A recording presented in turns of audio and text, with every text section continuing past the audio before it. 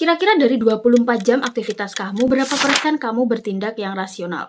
Atau mungkin kamu pernah nggak sih ketemu sama orang yang biasanya bad mood, terus dia nyerang orang yang di sekitarnya, padahal orang itu juga gak ada hubungannya sama masalah yang membuat dia bad mood. Tapi dia selalu menyuruh orang untuk mengerti keadaan dia yang sedang bad mood itu, tanpa memperdulikan perasaan orang lain.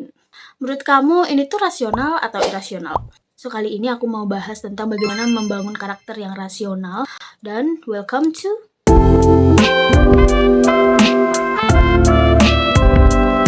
di sini aku akan mengulas buku The Law of Human Nature yang di sana itu mengatakan bahwa sifat rasional dan etika itu adalah sesuatu yang harus dibangun oleh setiap individu, bukan kelompok ya, oleh setiap individu, dan itu hanya bisa diperoleh dari sebuah proses pendewasaan atau karena kita itu mau belajar dan mau membangun sifat rasional itu. Sifat rasional itu dimana kita akan selalu memikirkan sesuatu yang akan kita lakukan ataupun apapun yang kita pikirkan itu secara logis. Sedangkan irasional sendiri adalah ketika kita itu mengedepankan emosi tanpa memikirkan hal itu secara logis. Tentu di sini prosesnya itu pasti beda. Kalau misalkan irasional itu cenderung akan mengedepankan emosi, berarti kita nggak akan memikirkan itu nanti dampaknya gimana, atau itu ternyata nantinya akan menyusahkan orang lain, atau ternyata hal itu nggak bermanfaat untuk diri kita. Tapi kalau rasional itu pasti akan memikirkan bagaimana nanti dampaknya, apakah itu sesuatu yang sia-sia atau berguna untuk kita, dan lain sebagainya. Dari sini, kualitas dari rasional atau beretika itu adalah sesuatu yang harus dicapai dengan kesadaran dan sebuah usaha. Beda dengan sesuatu yang irasional itu bersifat naluriah, yang kita itu udah bisa, emang nalurinya itu seperti itu. Karena sifat yang irasional ini melibatkan emosi, dan setiap manusia itu pasti memiliki emosi yang beragam. Tergantung poinnya adalah bagaimana kita bisa mengontrolnya. So, membangun karakter yang rasional itu penting banget. Tetapi ketika kamu merasa menjadi orang yang paling rasional dari orang-orang di sekitar kamu, itulah bagaimana irasional terjadi.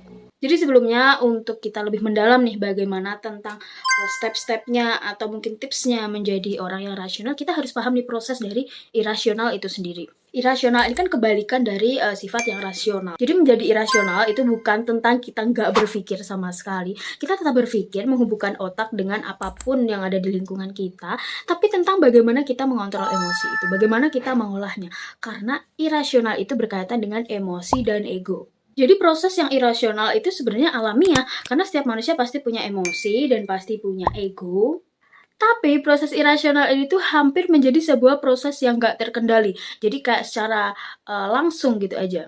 Misalkan nih, kamu merespon sesuatu langsung dengan emosi tanpa kamu berpikir atau mungkin itu secara naluriah seperti itu. Itu adalah terjadinya proses irasional. Kalau misalkan kita mau menjadi pribadi yang rasional, berarti kita harus melibatkan yang dinamakan proses kognisi. Proses kognisi itu tentang bagaimana kita mencerna informasi di dalam pikiran kita, bagaimana kita menghadapi sesuatu yang ada di lingkungan itu, dan kita berpikir secara logis. Jadi tentang dari proses mengolah emosi, kemudian kita pikirkan secara kognisi itu tadi, baru kita dapat menemukan sebuah keputusan yang rasional. So di sini dari 24 jam kita hidup, kira-kira berapa persennya kita ini bersikap irasional atau rasional? Untuk menjadi seseorang yang rasional itu masih perlu modal lagi. Dan perlu sebuah usaha dan kesadaran untuk mengolah emosi dan lain sebagainya. Makanya menjadi irasional itu mudah, tapi menjadi rasional itu tentu perlu belajar. Entah itu belajar dari buku, atau kita belajar dari hal-hal yang ternyata mendewasakan kita. Karena dari proses untuk menuju rasional itu perlu pengolahan lagi. Karena emosi dengan kognisi itu tidak akan bisa berjalan seiringan. Atau pasti aja bedanya. Kalian pernah gak sih dengar quotes yang kayak gini? Sedang bertarung dengan pikiran, sedang bertarung dengan hati sendiri. Karena itu emang benar, cuma disastrakan. Karena terkadang insting kita itu mengatakan itu sudah nggak baik, itu sudah kayaknya perlu dijauhin deh, kayaknya itu sudah menyakiti aku banget. Tapi hati kamu bilangnya enggak. Kamu sebenarnya tahu kan, yang mana yang rasional, yang mana yang irasional dari kasus ini.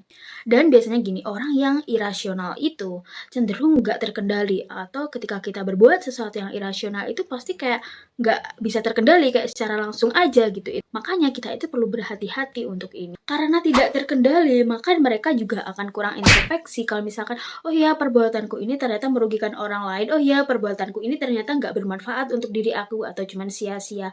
Berbeda dengan orang yang sudah terbiasa membangun sifat yang rasional, mereka akan cenderung memikirkan apakah perbuatan ini tuh bermanfaat untuk dirinya, atau merugikan dirinya, atau merugikan orang lain, atau ternyata itu hanya perbuatan yang sia-sia dan nggak perlu dilakukan.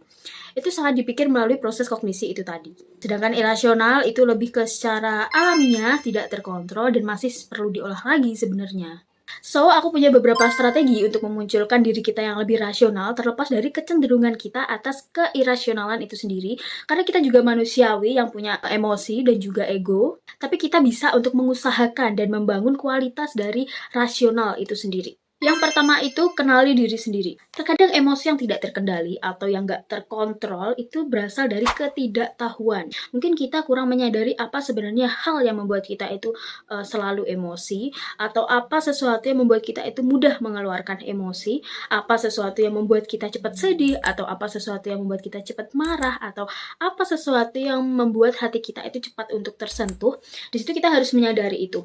Karena kalau kita tidak tahu, kita nggak akan bisa mengkontrol. Dan emosi yang nggak bisa terkontrol itu tadi, itu yang menyebabkan kita itu akan lebih cenderung ke irasional. Jadi untuk membangun karakter yang lebih rasional, kita harus tahu nih apa penyebab emosi-emosi kita ketika muncul. Itu karakter orang pasti beda-beda, ada yang mungkin hatinya cepat tersentuh, ada yang mungkin nggak mudah baper gitu dan lain sebagainya. Itu kita harus paham, biar kita bisa lebih mengontrol emosi kita dan mengurangi keirasionalan yang akan terjadi akibat sesuatu yang mengguncang emosi itu tadi. Kemudian analisis emosi kamu yang paling mendominasi. Mungkin di sini kamu merasa temperamen atau mungkin kamu lebih ke melankolis. Kamu bisa menganalisis itu, ternyata aku itu orangnya yang gimana gitu. Apakah aku orang yang meledak-ledak atau aku orang yang mudah sedih dan diem. Dari situ ketika kita mengenali, kita bisa lebih mengontrol. Dan kita harus menganalisis sampai ke akar-akarnya seperti yang di tahap 1 tadi. Apa nih penyebab kita selalu kayak gini? Pemicunya itu hal-hal yang seperti apa? Ketika kita sudah menyadari ini, maka kita akan lebih mudah untuk mengontrol dan kemudian bisa bersifat lebih rasional lagi untuk menentukan sebuah keputusan, untuk bersikap, untuk berinteraksi dengan orang lain. Kemudian kita juga harus tahu jangka waktu bagaimana reaksi kita dalam merespon sesuatu. Misalkan ada sesuatu hal yang ternyata itu tuh bisa membuat kita itu lebih mudah marah. Kita harus tahu marahnya kita itu untuk merespon itu tadi itu jangka waktunya itu berapa lama, dan kita itu harus sembuh dengan bagaimana. Dengan cara lebih mengenali diri sendiri dan emosi, maka kita akan lebih mudah nantinya untuk lebih mengenal ketika kita sudah tahu bagaimana tipe emosi kita, bagaimana pemicunya, dan bagaimana solusinya, maka kita akan lebih bisa untuk mengontrol emosi kita sendiri. Karena kadang itu ada nggak sih orang misalkan sebenarnya tuh dia tahu nih kalau misalkan itu bad attitude-nya dia tahu kalau misalkan karakter itu tuh mengganggu orang lain, tapi dia selalu bilang dengan alasan, aku mah apa adanya orangnya. Kalau kamu nggak terima, ya udah nggak usah sama aku. Itu sesuatu yang irasional, karena kalau rasionalnya ketika dia tahu nih dia punya bad attitude, otomatis dia selalu berusaha dong untuk bagaimana menjadi diri sendiri yang lebih baik, yang bisa lebih bermanfaat buat orang di sekitar dia, bukan membahagiakan orang di sekitar ya, tapi lebih ke bermanfaat dan juga menenangkan hati kita sendiri. Jadi kalau misalkan ada orang yang selalu bilang, aku mah gini orangnya, aku rasa itu adalah sebuah rasa ketidakoptimisan atau pesimis atas diri sendiri. Karena itu tuh merupakan tanggung jawab kita untuk misalkan membuat diri kita menjadi seseorang yang lebih baik. Lalu kenapa kita nggak memutuskan untuk melakukan itu kalau misalkan kita bisa?